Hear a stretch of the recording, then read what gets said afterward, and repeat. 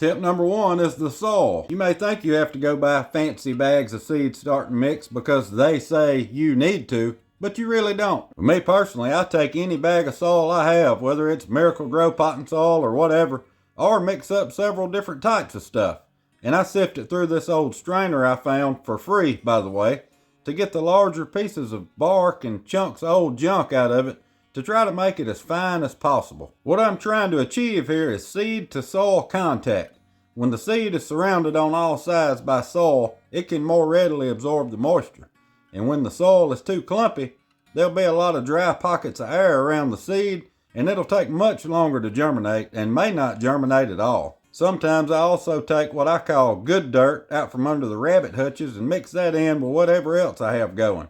Rabbit manure is typically pretty mild to begin with, and when you mix it with regular potting soil, it provides a nice nutrient-rich environment for seeds to germinate and come out strong, but it's not near hot enough to burn anything up. Tip number 2 is the trays. If I have one more person tell me they can't start seedlings because they don't have the trays, I'm going to pull my beard out. All you need is a small container that'll hold a few cubic inches of soil with a drain hole in the bottom of it. That's it.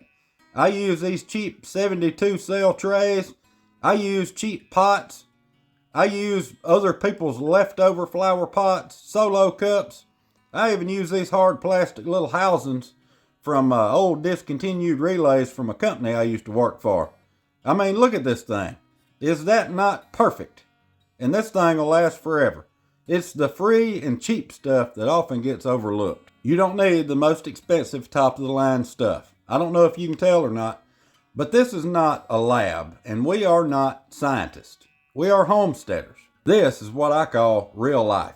Tip number 3 is heating mats. A seed will not germinate unless the soil temperature is right. And right now, outside, it ain't right. A tomato seed, for instance, germinates best when the soil temperature is between 65 and 85 degrees.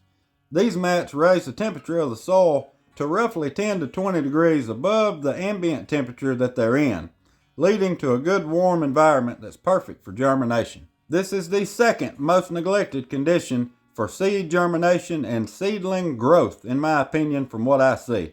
Soil temperature is a big one, and when it's not right, they just won't do. Tip number 4 is the most neglected part of the whole process, from what I see, and it is light. This is crucial to young seedlings as they begin to emerge.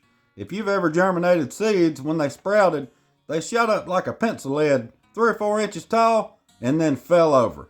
It's because they're trying to reach the light and you just won't give it to them. Before my seeds even emerge, I put LED lights like these a few inches above the seed trays. That way they don't have a chance to get leggy. Sometimes they even grow up and touch the bulbs, which is fine. These LEDs don't get hot enough to hurt them, but they want light and they'll stretch way out trying to get to it if you don't give it to them. If they get leggy, they're pretty much, well, I would just start over. It's awful hard to save a leggy tomato plant. Do not skimp out on the lights. And no, you don't have to go out and buy these grow lights. The brightest LED light that you can get a hold of will work fine. Mine came from Harbor Freight, but I'll put some Amazon links in the description if you're one that likes to let stuff come to you rather than having to go get it. And number 5, you know, every now and then we tend to splurge a little. I know some people splurge on vehicles, but I ain't got it like that. I splurge on little things like these, and I am a fan of them. The Inkbird temperature controllers.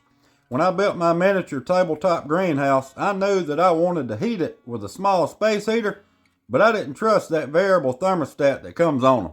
I wanted something more accurate and precise so I didn't have to come out here several times a day checking the temperature.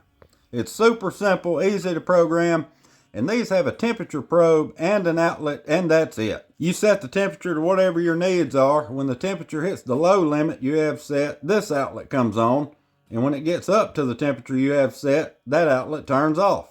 It's a different model from what I'm using on my incubator refrigerator, but it's the same brand. The incubator one is different in that it also monitors humidity, but this one is just for temperature. This setup, along with the heat mats, keeps this environment at a controlled temperature, and last year it was an absolute success.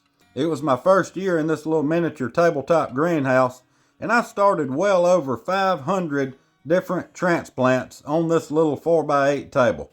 144 of them were tomato plants, which, come to find out, 144 tomato plants is just a few too many. If you have any tried and true tips that you use while germinating seeds, leave me a comment. I know I may seem like I know it all, but I'm terribly sorry to let you down. I'm not there yet. I'm close, but I'm not there yet. I'm just picking. I got to get out here in my tomato patch and pull up my old trellis that I had put out last year. I got to get out there and get them T-posts up while the ground's still soft. This year I plan on bringing all of you through the whole process from start to finish on everything I do around here, while doing my best to keep the fluff out of the videos. I'd love for these videos to be longer so YouTube would be more apt to push them out to a new audience. They tend to push the longer videos out because there's more potential watch time there, which makes sense. For them, time is money. But I know your time is valuable, and I don't want to compromise the quality of the video by, well, doing what I'm doing now, just rambling on.